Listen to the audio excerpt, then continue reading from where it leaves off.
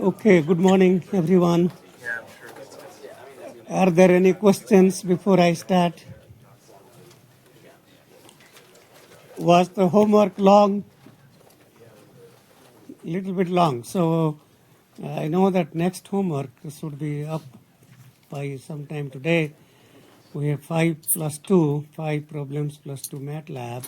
So you think that's if that's long, then we can reduce by one problem. I don't remember how many I assigned last time. Was that total 7 or 8? Or total 5? I don't remember. It was like 20 because they each have 4 parts, you know. Aha. That's what you don't see until you start working on each part. What seems like two problems can be 20 problems. Indeed, that is true.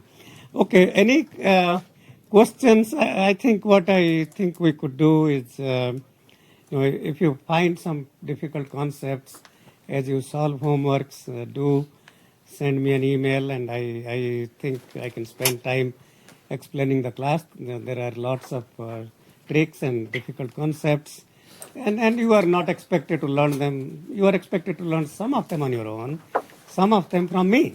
So if you don't send me email, I may not know where we should spend time.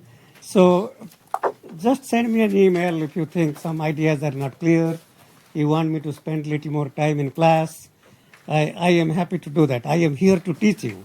So let me know where you find difficulties. Okay. With that, let's continue where we stopped. So last time, I was rushing quickly through some of these low-pass filters and so on, which we don't have to do. So to briefly review where we started with properties, and that's kind of an important part in this class. You may have glanced through in a prior class, but we do want to spend some time, and we want to understand what these properties mean, how to apply them, and how these things help us solve what would be difficult problems otherwise, if not difficult long problems otherwise. So somebody said 20 parts, but I think if you approached the parts correctly, actually that would reduce the time to solve them. Some of the parts could take 20 minutes, and you look back and say, aha, I could have done that in 2 minutes. But to get to that, what the trick is, I think it's worth spending 20 minutes, at least for the first time, and find out what the long way is, and then see the short way. So I was spending some time last class on ideal filter design, and we looked at the low pass filters, and I started with a low pass filter with cutoff frequency pi by omega c, and we saw that the ideal low pass filter is the so-called sinc function sine omega c n by n pi, where omega c is the cutoff frequency. And very quickly, when n is equal to 0, even though the numerator and denominator are both 0, the 0 by 0 has a finite value, and the quickest way to not make a mistake is to recognize when theta tends to 0 in the continuous domain, sine theta equal to theta. So the numerator becomes omega c n, n cancels out, and the value HLP0 is omega c by pi.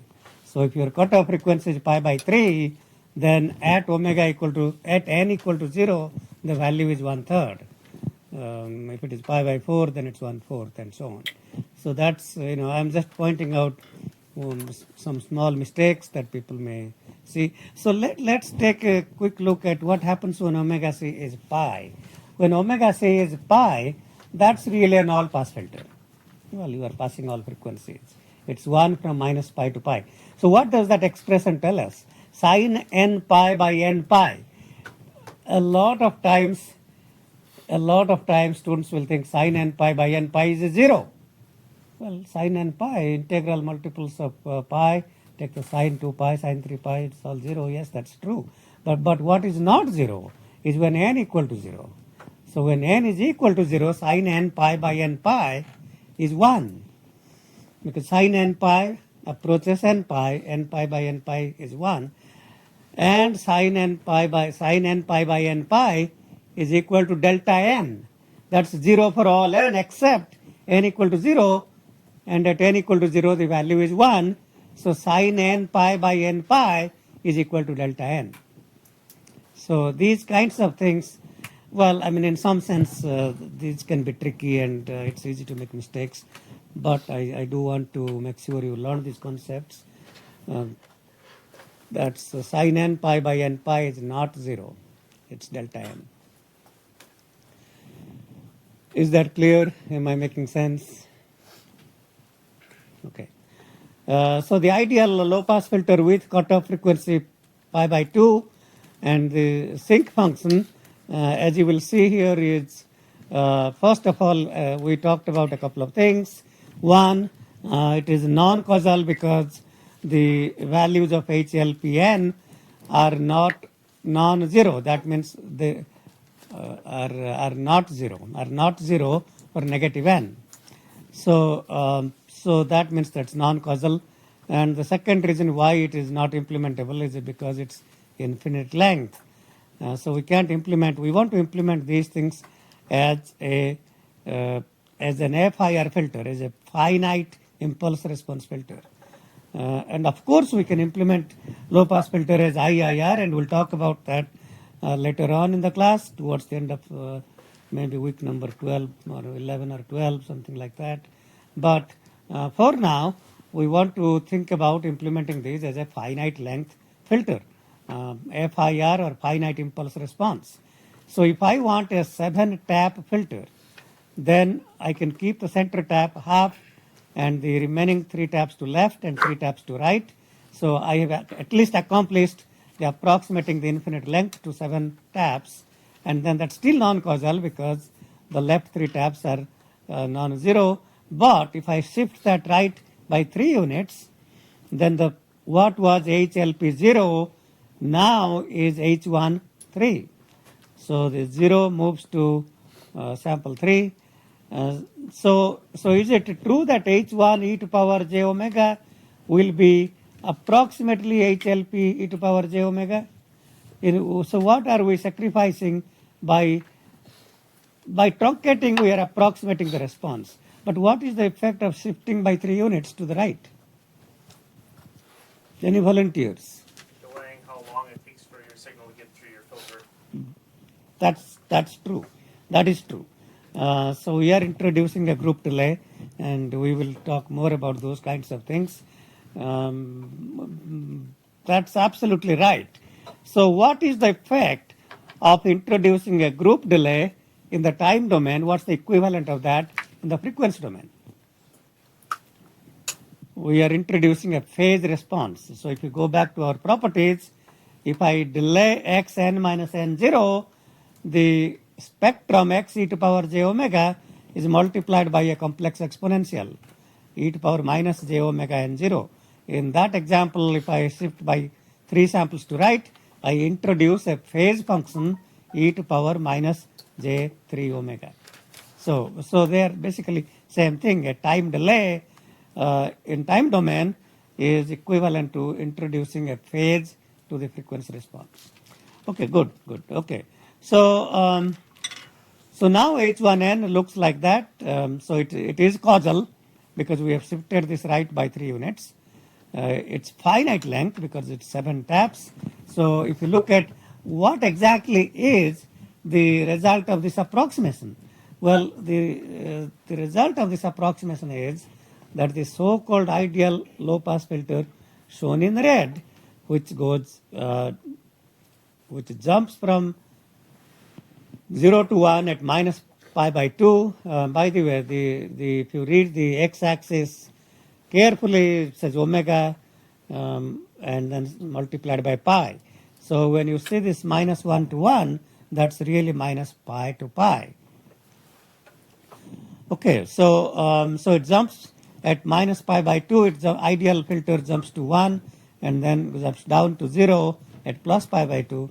But the 7-tap approximation magnitude response is, well, is an approximation. So you do see some times going up, sometimes going down, and sometimes not rising discontinuously from 0 to 1, but rather slowly rising from 0 to 1. So that's kind of what the approximation does. And needless to say, if I increase the number of taps in the filter, the approximation will get closer and closer to the ideal filter.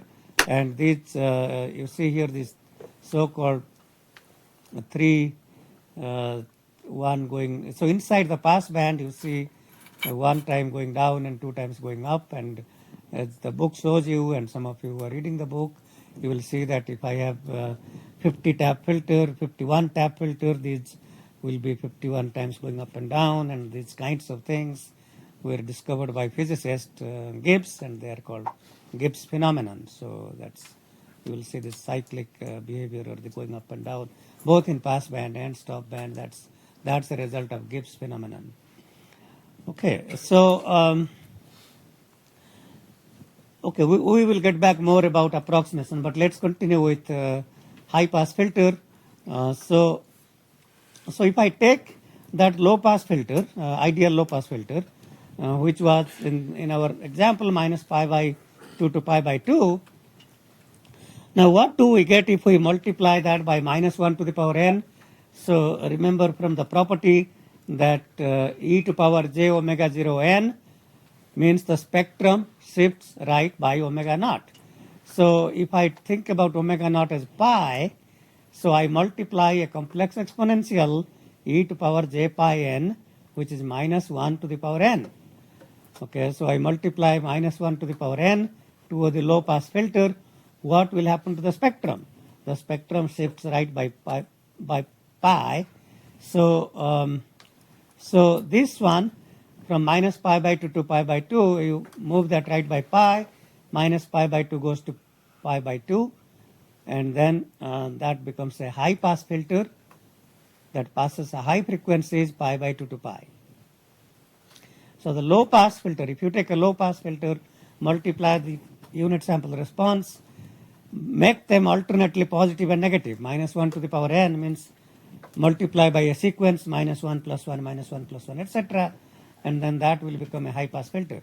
So if the original low pass filter had a cutoff frequency 0.3, 0.3 means right side 0.3, left side minus 0.3, shift right by pi, minus 0.3 moves to 0.7. So the low pass filter with cutoff 0.3 changes to a high pass filter with cutoff 0.7 pi. Okay. So in this example with minus pi by 2 to pi by 2, if I just make these plus minus alternately, well, I'm just making them, I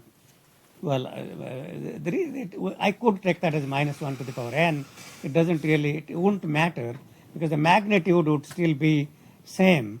But if you think about, we start with the center tap and then make that alternative plus minus starting with the center tap is plus, and then shift that right, then if you do that, then you will get something like minus 1 to the power n plus 1. But don't worry about that n plus 1 or n, simply there is a negative sign.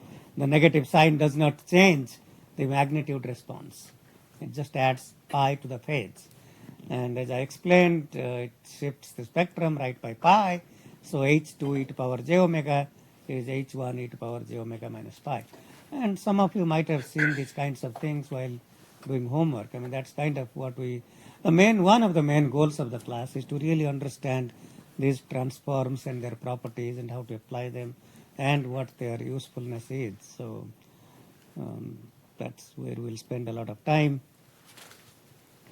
So the red plot was the filter response of the approximate low pass filter. So the red one is a 7-tap FIR 7-tap low pass filter, and if I make the coefficients alternately plus and minus, the blue one is an approximate version of the high pass filter whose frequency response ideally should have been pi by 2 to pi, should have been 1 from pi by 2 to pi, but it does pass high frequencies with, at least if you look at pi by 2, it's going up.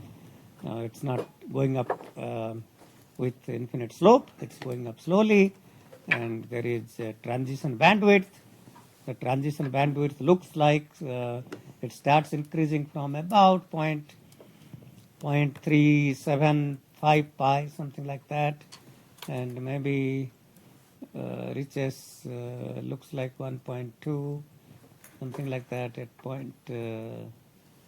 I don't know, 75 pi or something like that. So that's the slope. That's the slope of the straight line. So that is the best approximation we can get by truncating the ideal high pass filter using 7 taps. Okay, so what will happen if we see what is the error? Okay, so I want to compute. Let's go back to the ideal low pass filter here. So I want to compute the error in the frequency domain. So in other words, the ideal low pass filter here is minus pi by 2 to pi by 2 as shown here. The 7-tap response is this. So if I want to compute the integral error of the difference of the two spectrums, the integral error of the difference squared of the two spectrums. So let's spend a little time on that one. It can be a little difficult, so let's spend a little time. So we have the HLP e to power j omega, which is minus 1 to 1, minus pi by 2 to pi by 2, and that's 1.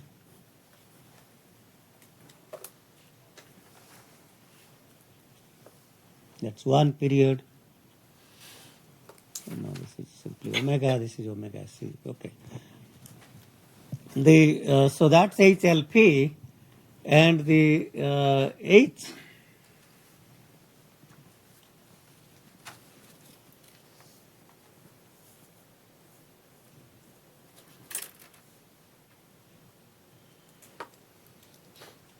something like that. Okay.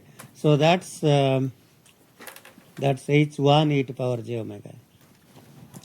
So I want to compute what is the error in this 7-tap approximation. So what's the integral of over 1 period minus pi to pi HLP minus H1 magnitude squared. So I have just skipped writing down the e to power j omega. Capital letter means spectrum, spectral domain quantity. Small letters means time domain, d omega. So we want to compute the integral squared error. This is the squared error. So HLP minus H1 is the error in approximating the ideal low pass unit sample response by the 7-tap response H1, and this is the squared error. So the error in spectral domain, and take the square of that, and then this is the integral squared error because we are integrating that over one period. Okay, so what exactly is this quantity? How do we compute this quantity? First of all, do not even attempt to compute this quantity. I mean, I could do that, but it will take quite some time. So I assume you could take the 7-tap and so subtract, and we could probably compute if you take the square of this is just one term, and first of all we would have to divide this integral into 3 parts, one part here, one part here, one part here, and then take the square. So it will become quite long. So what is the first step of computing this kind of an integral? Any volunteers? Any thoughts about how we might approach to compute this integral squared error? Make that value equal to k.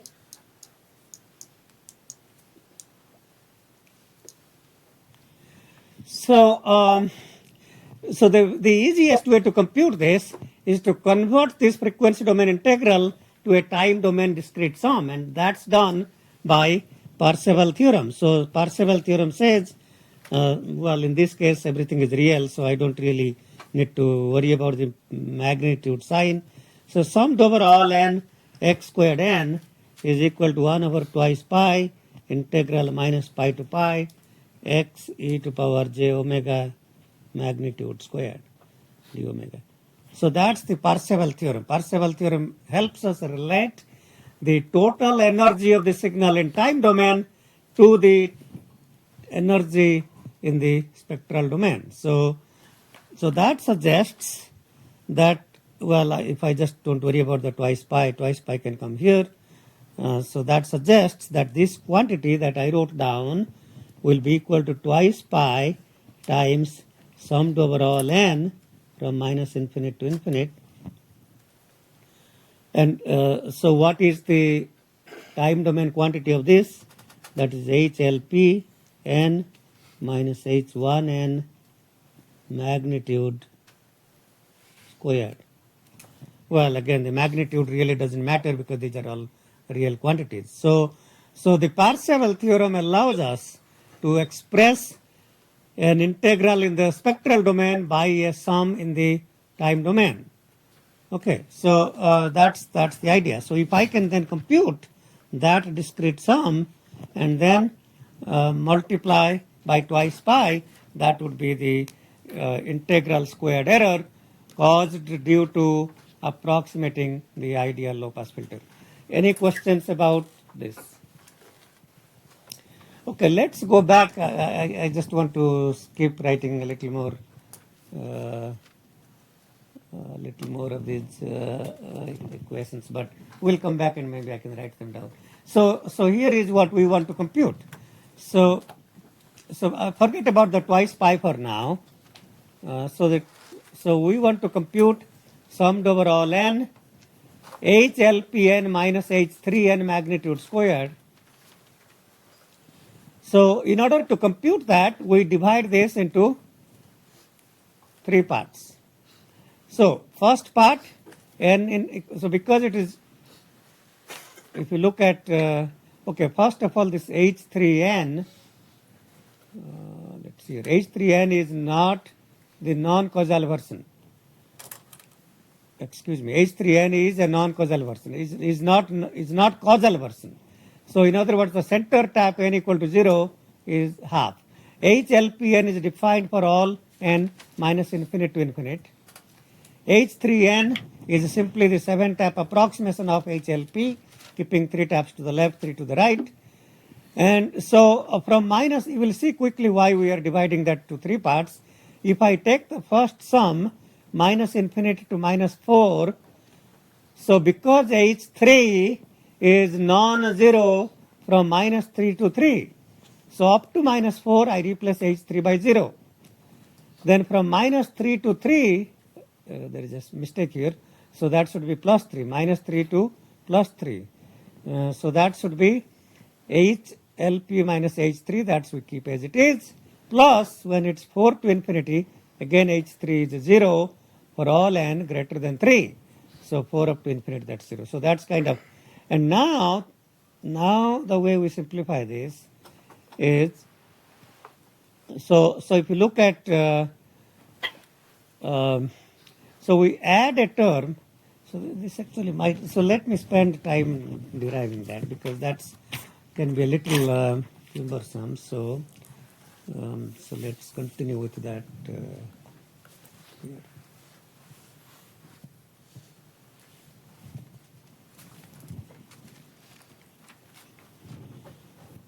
So summed over all n HLP minus H, well H, I can write H1 here, but in the handout it's H3.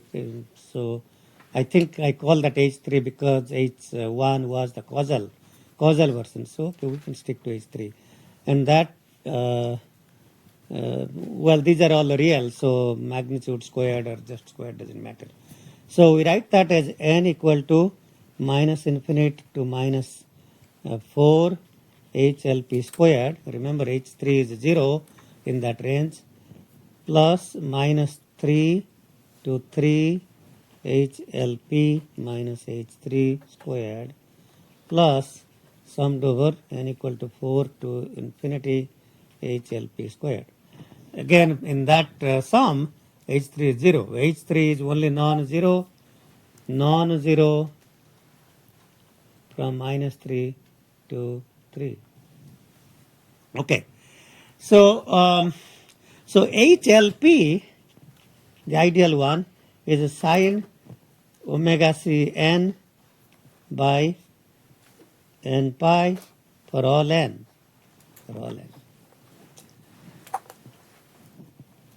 H3 is minus 1 by 3 pi, 0, 1 by pi, half, 1 by pi, 0, minus 1 by 3 pi. So in this case, so this is n equal to minus 3, this is n equal to plus 3. Okay, so now, what do you think is this quantity? Any volunteers about what this quantity is?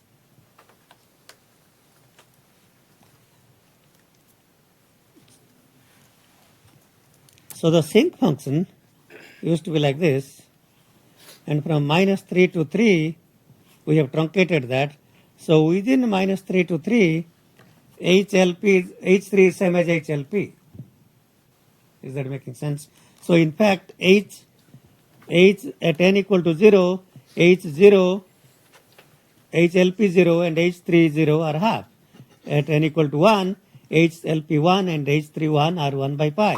So this whole thing, because of the way we truncated it, and we kept only that minus 3 to 3, so within that interval, this is equal to that. Is that making sense? Okay, so now we have these two terms. How can we evaluate these two terms? So then we can say, so here is what we are going to do. So to this, we are going to add HLP squared n from n equal to minus 3 to 3 and subtract same thing, n equal to minus 3 to 3. So I've just added and subtracted same thing. Okay, I add and subtract. Now why am I adding this thing? Well, I have HLP squared minus infinity to minus 4. I just added minus 3 to 3 and then I have 4 to infinity. So if I take this term plus what I added plus this, that then becomes summed over h LP squared n for all n minus infinity to infinity. Minus that term here, which is h, well, it doesn't matter, HLP or H1 squared doesn't matter. It doesn't matter, they are same. Between minus 3 to 3, they are same. So that quantity here is now this quantity. Okay, this is a little bit of algebra, but I think there is definitely fun in familiarizing yourself with this. If you think of it as fun, I mean it is. Well, at first it may not feel like, but once you get the hang of it, I think you may begin to appreciate it. Okay, so then what exactly is this quantity? So in order to compute this quantity, so this is an infinite discrete sum, I mean infinite sum in the discrete domain, but we don't want to do that. It's easily computed in the frequency domain by another application of Parseval relation. So if I apply Parseval relation, that is going to be simply 1 over twice pi integral minus pi to pi HLP magnitude squared d omega, and that's what that integral is. And HLP magnitude squared is 1 squared. So this is just going from 0 to 1 back to 0, and so that integral is 1 squared d omega from minus pi by 2 to pi by 2. Okay, it's 0 otherwise. So this becomes pi, this integral. It's really the area under that curve. 1 squared is same as 1. Area under that is just area of the rectangle, which is pi is the width, 1 is the height, so that's pi divided by 2 pi. So this quantity becomes half. Okay, so a lot of things that seem difficult in time domain may become easy in frequency domain and vice versa. Parseval theorem is a very important thing to understand. It relates energy in the time domain, total energy in the time domain, to the average energy in the frequency domain over one period. Okay, so that's a half, and this, what is this quantity summed from minus 3 to 3? That's easy to compute. If you have a calculator, this is easy to compute, or you don't need a calculator, you can write that. So that's going to be 1 by 9 pi squared plus 1 by pi squared plus 1 by 4 plus 1 by pi squared plus 1 by 9 pi squared. So take the square sum of these things and add them up. Out of the 7 quantities, 2 are 0. You are adding 5 of these, and so that's going to be 1/4 plus 2 by pi squared, 1 by pi squared 2 times, 2 by 9 pi squared, 1 by 9 pi squared 2 times, and then half minus that. You can leave your answer like that. I don't need you to compute in exams and so on. So that's kind of where I want you to leave the answer as it is. So what you will see is, as we increase the number of taps, this integral squared error will converge to 0. Will converge to 0. Okay.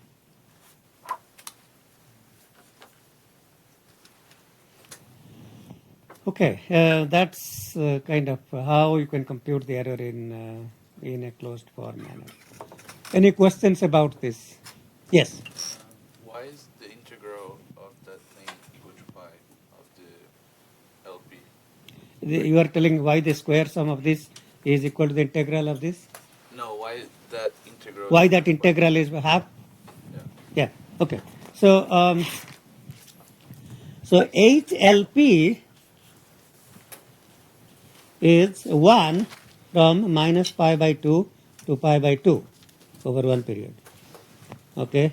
And then so first I compute HLP squared. HLP squared is 1 squared is 1. And then you integrate HLP squared over one period minus pi to pi, and this part is 0. So that's just going to be integral 1 d omega minus pi by 2 to pi by 2, which is equal to pi. Okay. Any other questions? I should say 1 squared d omega if you want. Okay. If there are not any questions, we can continue with more calculations. So that's kind of, so I skipped a few steps, but anyway, so that becomes then we add and subtract, which that part is missed here.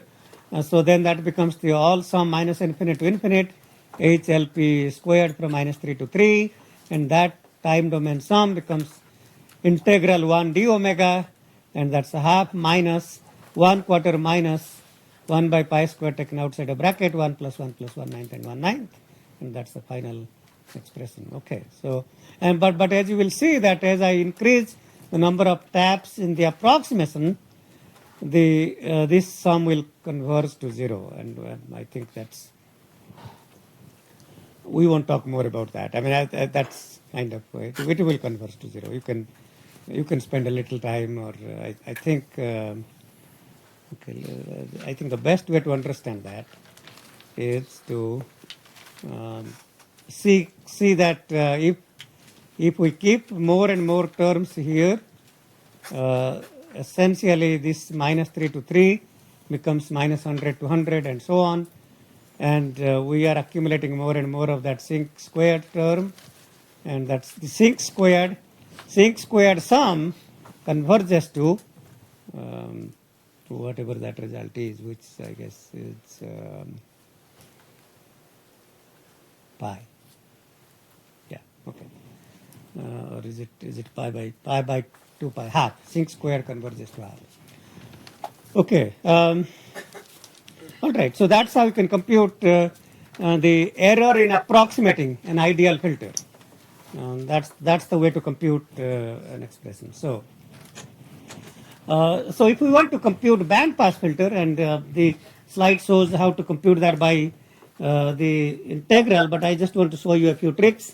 So if I want to compute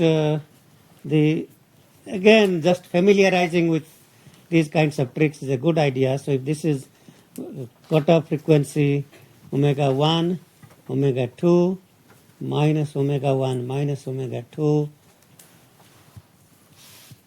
So this filter here, which is a band pass filter, is passing frequencies. This is the ideal band pass filter, is passing frequencies from omega 1 to omega 2.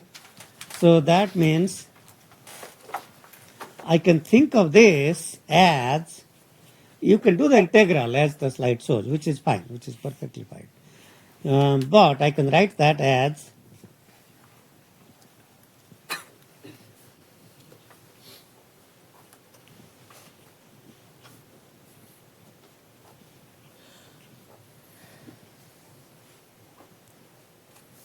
so I can write the band pass as a difference of two low pass filters.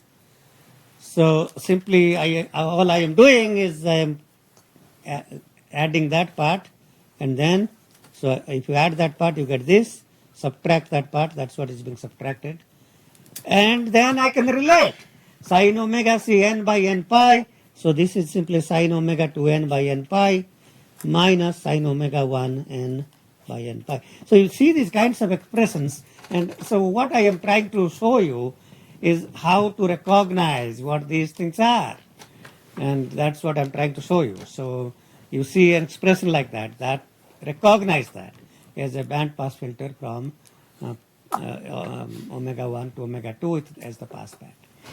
Okay, so do you see why we are describing it in this way? So by same reasoning, you can say the high pass filter is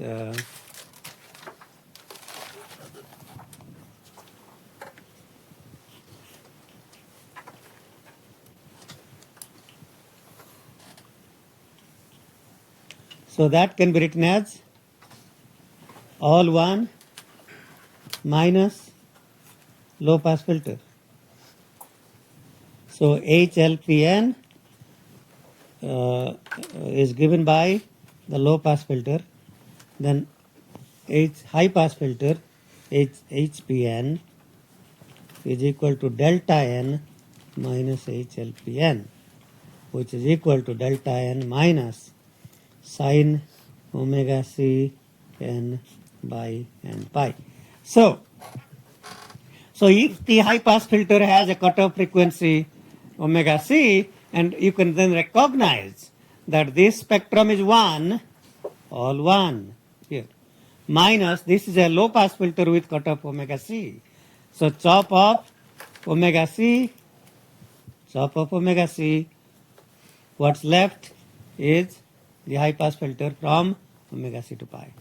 So again, I think the purpose of my teaching these things is to familiarize what these filters look like, how to relate these filters, how to relate them in time domain with respect to their unit sample responses. Any questions about that?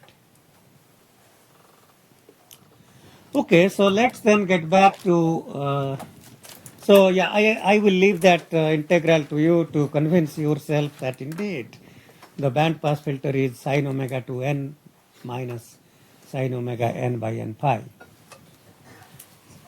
And that's what it looks like for a cutoff frequency of the pass band from 0.25 pi to 0.75 pi. So that's the subtraction of two sinc functions, and that's what it looks like. The band pass filter looks like that. Okay.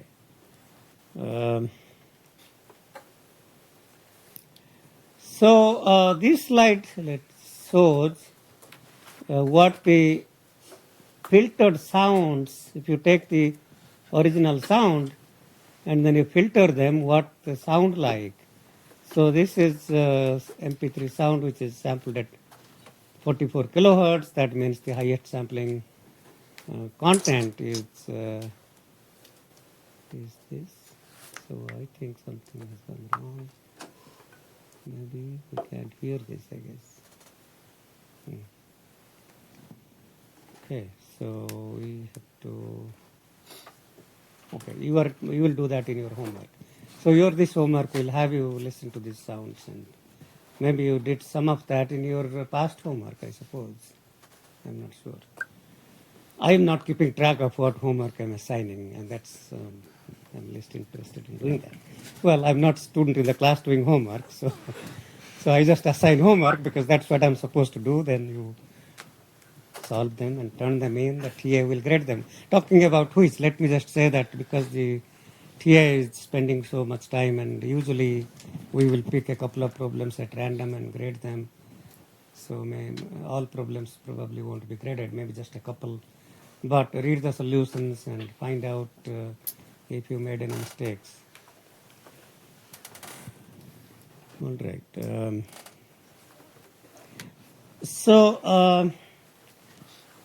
Any questions so far about, let's see if there is another way to, I'm not sure. It's this, oh, we can listen here. So,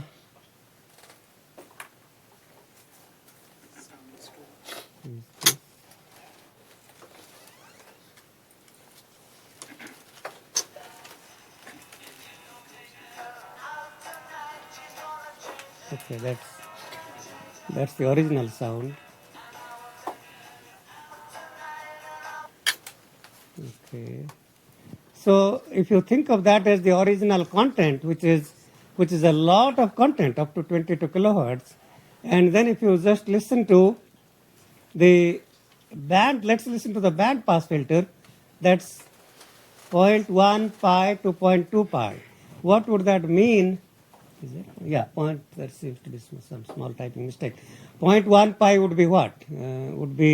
Pi would be 22, so 0.1 pi would be 2 kilohertz, so 2 to 4 kilohertz.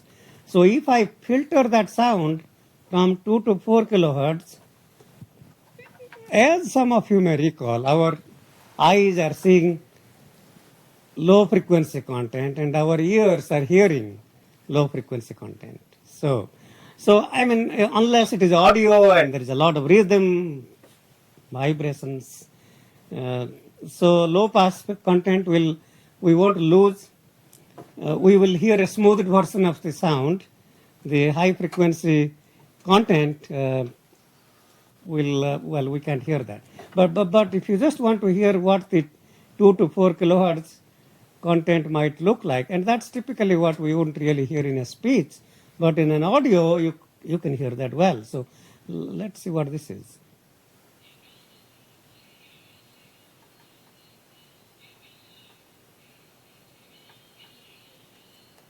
Okay, so that's the filtered sound from 2 kilohertz to 4 kilohertz. Okay, certainly it shouldn't be surprising, because that shouldn't be surprising. So if we just hear up to 0.1 pi, which is 2 kilohertz,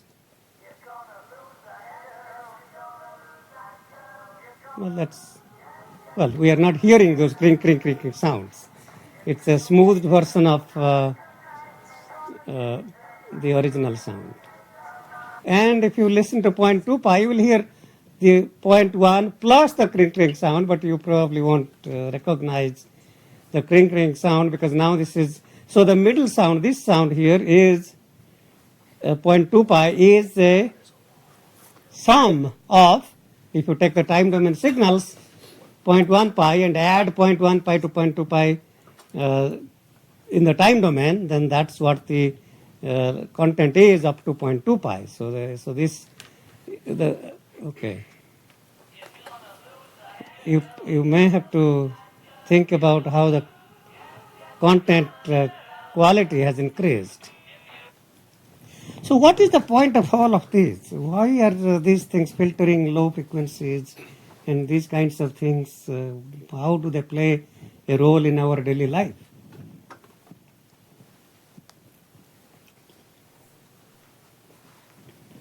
So if you go back to the speech codecs, the word codec, what does that mean? Coder, decoder, okay. So if you take the original speech codecs were designed, those were called 8 kilohertz speech codec. So that the argument is that our ears really can't hear very much. Well, as such, I mean, I think the ears are not hearing very much after 1 kilohertz. Even 500-600 hertz is probably enough for us to have intelligible speech. We won't hear the rhythms, the drums, and so we won't hear them. But the original 8 kilohertz codec was only transmitting content up to 4 kilohertz. So if I limit the content up to 4 kilohertz, that means sample it at twice that, which is the Nyquist frequency, 8 kilohertz. Then we can reconstruct at the receiver. The decoder can then reconstruct speech up to 4 kilohertz content. So the typical process of designing codecs is to have the frequency content. So if we have whatever, I don't know, maybe I have some speech signal or some audio. Let's start with some audio signal that is minus 22050 to plus 22050. Okay. Then we pass that by a low pass filter to 2000. So that way we have now, so this is H continuous, J omega, this is omega. So this notation omega is analog frequency. Small omega is digital frequency. Okay. So how do you think we achieve so-called, well, one of the goals, well, there are many goals of signal processing. At least one of the goals was to compress the data. How do you get data compression? So if our signal is xn, let's say that I want to send 10 seconds of data, let's say. Okay. So we want to transmit, go back to 1970s, ordinary telephones were the means of communication, the so-called, this is so-called hard phone. Maybe many of you are not using them anymore. But that was the only way you could call your friends and call people in foreign countries and whatever. So if we sample this signal, fs is 44,100 samples per second. That's that many hertz. Okay, so I have digressed a bit, but that's probably okay. We'll continue. And then if I take 10 seconds, so the number of samples that we will transmit over 10 seconds, so this is samples per second, sorry about that, multiply by 10, so that's going to be 441,000 samples. So that's what we are transmitting. If each sample is about 20 bits, usually when we take speech signal is typically sampled using 16 to 20 bits, never less than 16 bits. So if you think about the A to D, okay, so typically the signal, continuous time signal, XCT, is sampled with period T. So that's called X, well, you can call that XN, which is fine, which is a discrete time. And then we can have it, okay, so XCT going through an analog to digital, and this is digital, this is XN digital. So that's the difference between discrete time and digital. So we have quantized that, we have sampled and quantized to, so speech usually will be 16-bit resolution. Okay, 16 bits per sample. So I'm just taking 20 bits to multiply that easily. So the total number of bits that we will transmit for 10 seconds will be, so put 1 0 here and then multiply by 2, so that's 882. So that's 8 million, so about 9 million bits. So how do I reduce from that 9 million bits to a smaller number that I need to transmit if I don't want to transmit all 22 kilohertz content, but rather only up to 2 kilohertz? So the first thing we can do is take this, we haven't gone to discrete Fourier transform, but so take that signal here. So you can take this signal and compute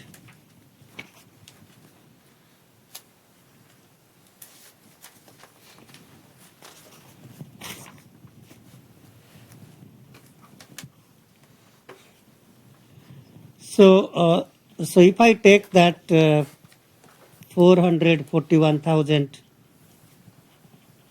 samples, essentially compute its spectrum. So compute its spectrum, which would be,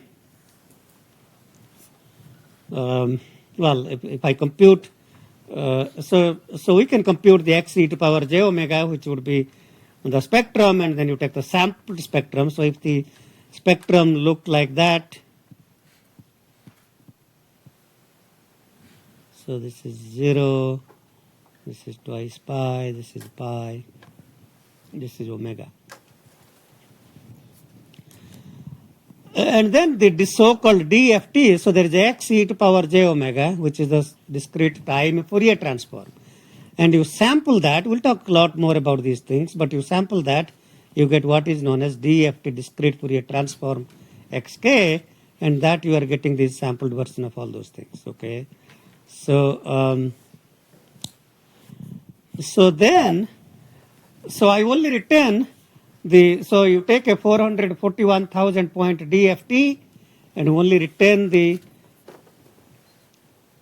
4,000 points, 2,000 points here and 2,000 points here, and transmit that. So now we are transmitting only whatever content I want to transmit, which is that content here. If I periodically extend that, it so happens that the DFT is defined for k equal to 0 to whatever that cap n minus 1 is. Cap n is that number.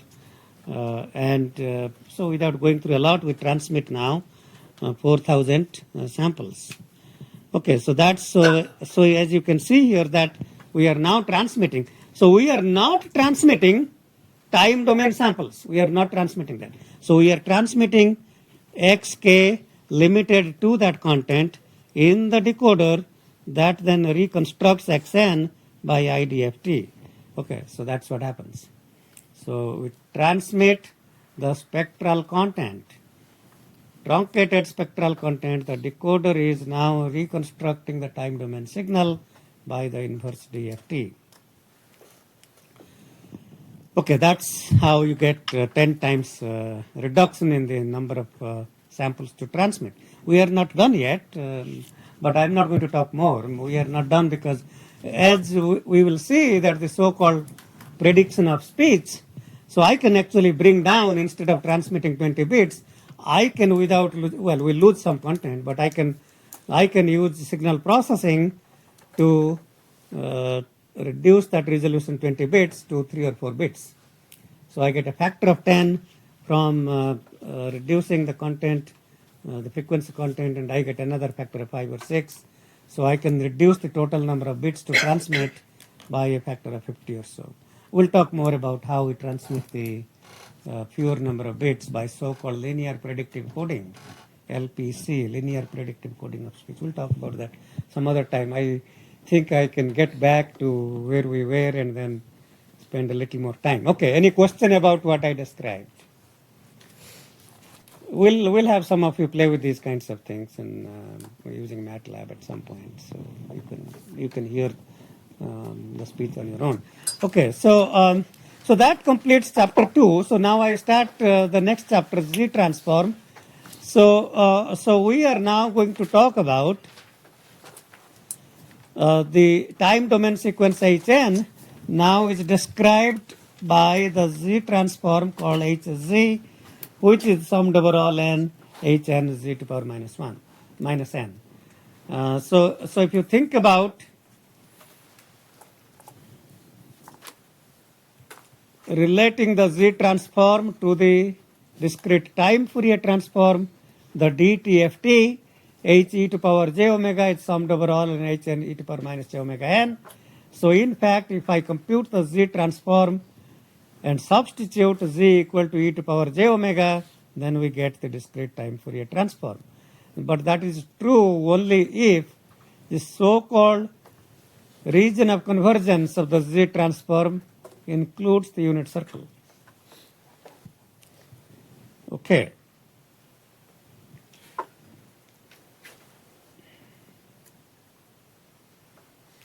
So let's start with some simple examples. If I take xn is equal to a to power n un, which is the sequence some of you have played with in your homework, a to power n magnitude of a is less than 1, and that is called a right-sided sequence. Right-sided sequence means well, that sequence is going to the right.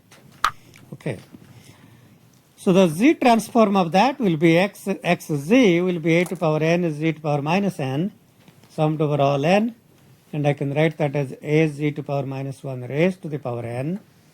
That's a infinite geometric series, and that will be a over 1 minus r, the first term, divided by 1 minus the common ratio, which is 1 over 1 minus a z to power minus 1. If the magnitude of r, which is a z to power minus 1, is less than 1, and if you take the z to power minus 1 to the right hand side, that becomes, so the left hand side is a by z magnitude is less than 1, so a magnitude is less than a z magnitude, or z magnitude is greater than magnitude of a. And that's called the region of convergence. So the Z transform does not exist if the magnitude of Z is less than the magnitude of A. It does not exist. Okay, I expect most of you have seen this before. and this is supposed to be a review for almost all of you. If it is not, then read a little on your own. There is nothing wrong if you have not seen this before. You just have to put in a little extra time to familiarize with, read the book. The book describes all this too. So, okay, so now the infinite geometric series A plus A R plus etc. is A by 1 minus R.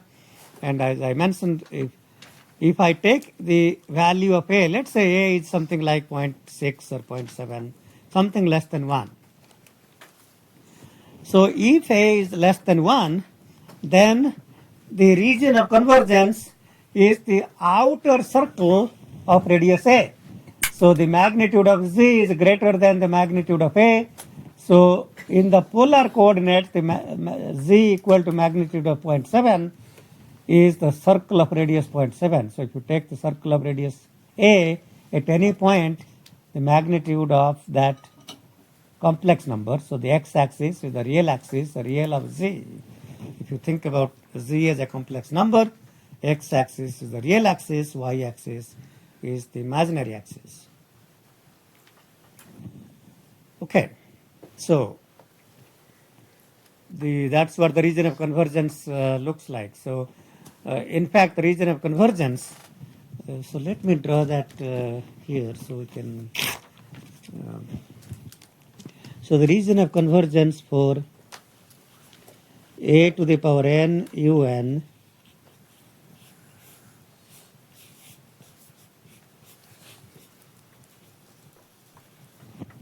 is the outer circle of radius A. Okay, so we are not seeing that going to infinity, but that's what it is. Now,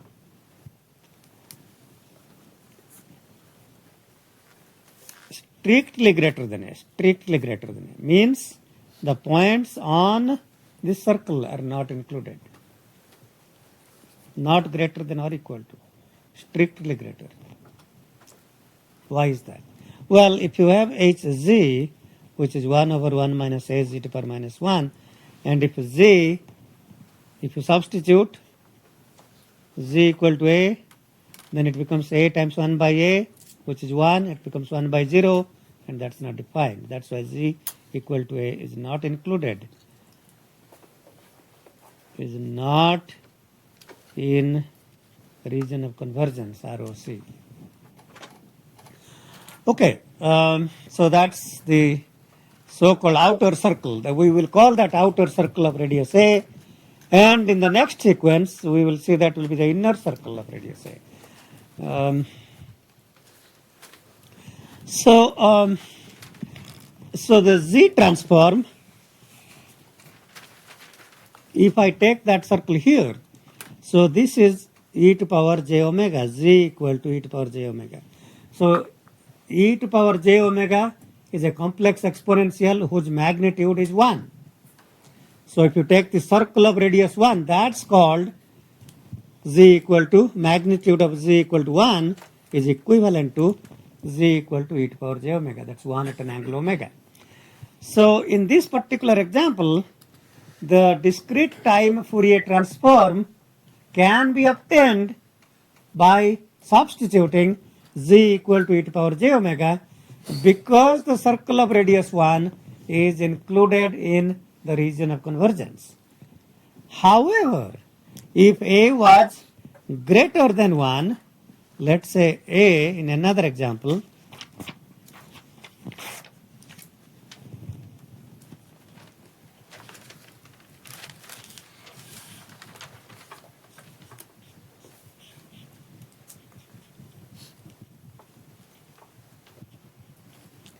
so if you have the sequence 2 to the power n un, so that's 1, 2, this is n equal to 0, 4, 8, 16, etc.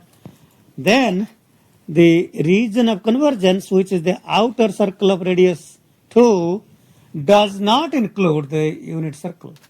ROC does not include. So the Z transform exists for all Z. This is real part of Z, this is imaginary part of Z. So Z transform exists for all Z greater than 2. So Z greater than 2 is the region of convergence. Now the region of convergence does not include unit circle. So x e to power j omega is not defined. So if you try to substitute z, so x e to power j omega is not defined, that is not equal to 1 over 1 minus 2 e to power minus j omega. This is wrong. Okay, so if you say, okay, 2 to power n un, a to power n un, z transform h of z is 1 over 1 minus 2 z to power minus 1. Substitute z equal to e to power j omega. That's discrete time Fourier transform x e to power j omega. Why that is not equal to this? Because the ROC, this is only defined. If I write this, I have to write specifically z magnitude greater than 2. If I don't specify that region of convergence, that h z is not defined. I cannot substitute z equal to e to power j omega to obtain discrete time Fourier transform because the ROC does not include the unit circle. Is that clear?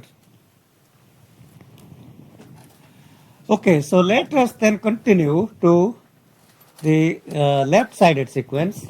So now we consider a sequence which is minus a to power n u minus n minus 1. So if you look at what that sequence looks like, so if let's say a is 3, let's just set a is 3. So that's 0 for all n greater than 0, greater than or equal to 0.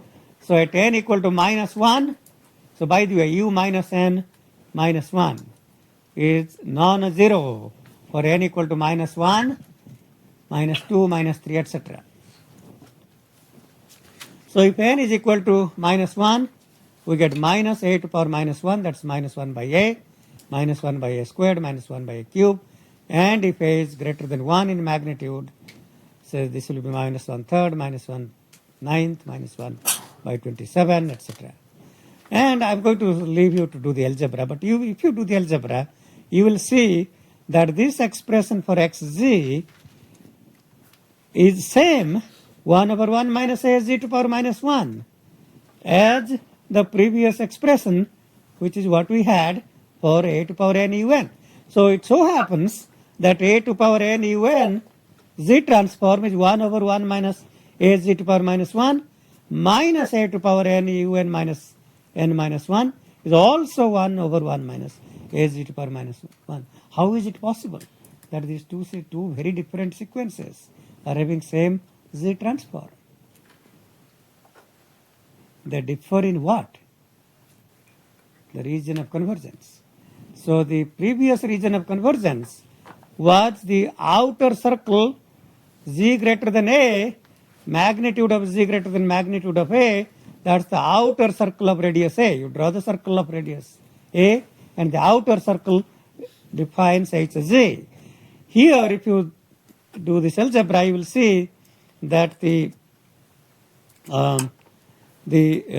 magnitude of z is less than magnitude of a, or magnitude of a is greater than magnitude of z. So the region of convergence here is the inner circle of radius a. So hz is only defined for all z of magnitude less than magnitude of a, that means for all the points inside that circle. So in the example that I showed, if a is 3, which is greater than 1, then the unit circle is inside the region of convergence. So I can indeed substitute z equal to e to power j omega to compute the discrete time Fourier transform. DTFT only exists if the z transform includes unit circle in its region of convergence. So in this particular example, if it so happens that a is half, the inner circle of half will not include the unit circle, and the DTFT will not be defined. And indeed, if a is half, I am showing this decreasing sequence, but if a is half, this will be minus 2, minus 4, minus 8, this will be going to minus infinity. And that's not a converging sequence.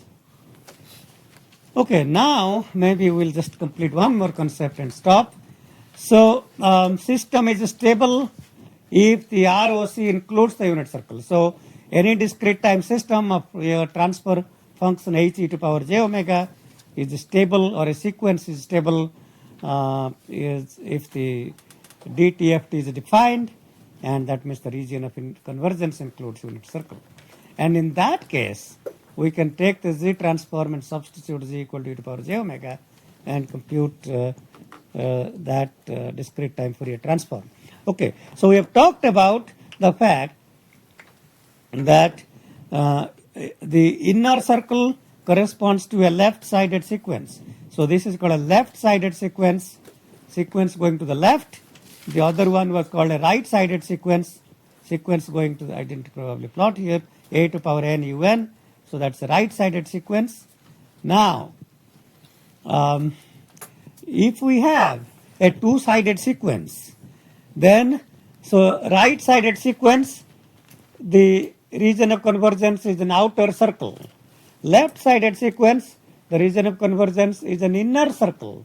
Now the way to think about, if the region of convergence is an annular ring, in this particular example, we are showing the region of convergence to be between the two circles of radii 1/3 and half.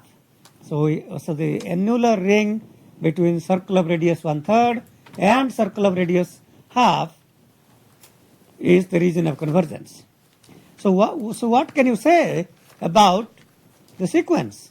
Well, the sequence xn, in this case, is defined as 1/3 to the power n un. So 1/3 to the power n un is a right-sided sequence with region of convergence, the outer circle of radius 1/3. So you take radius 1/3 and outside of that circle going to infinity, that's the region of convergence.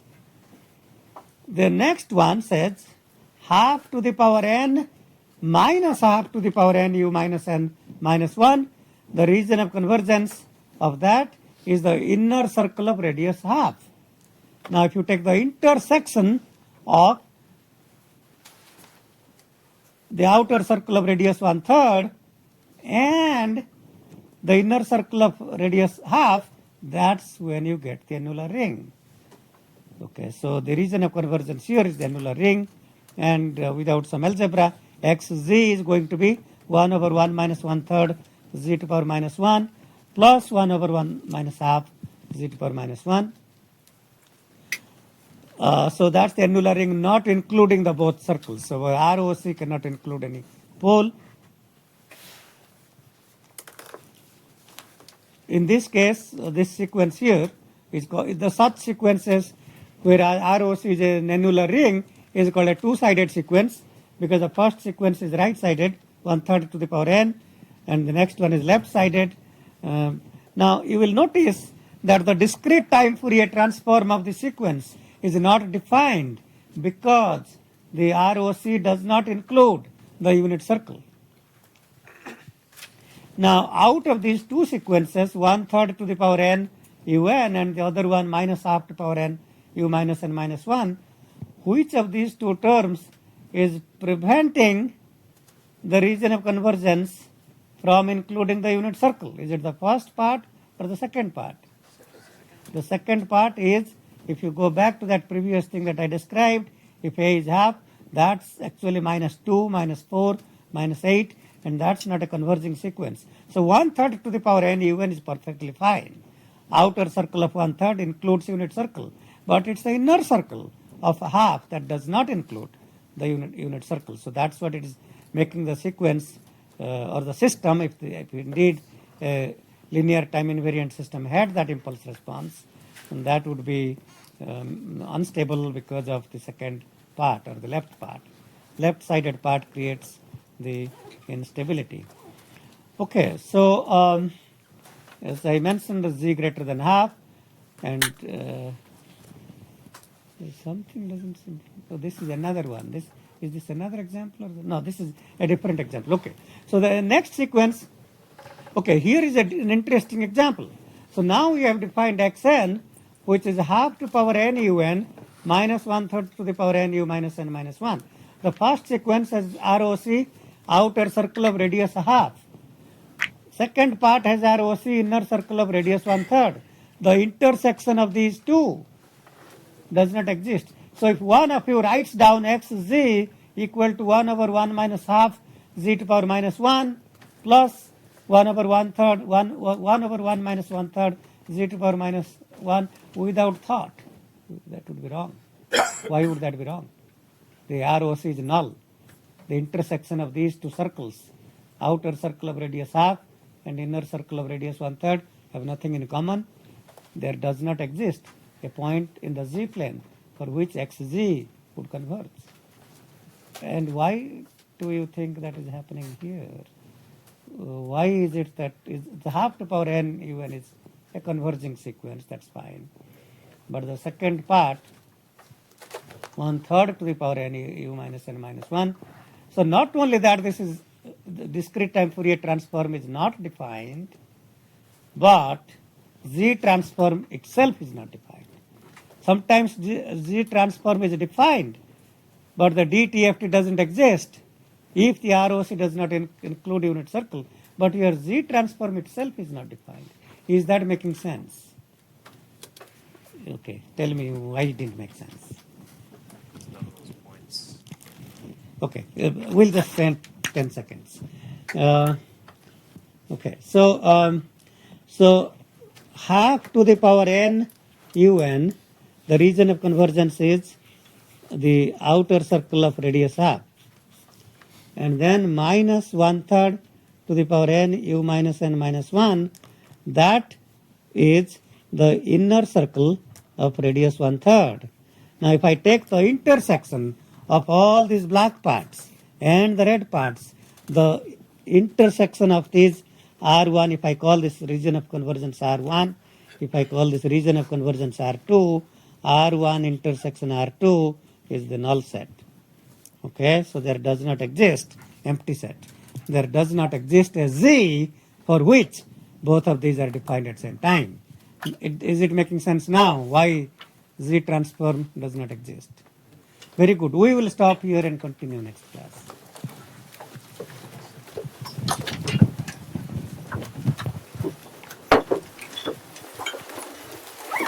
Turn in your homework before you go. I have a question.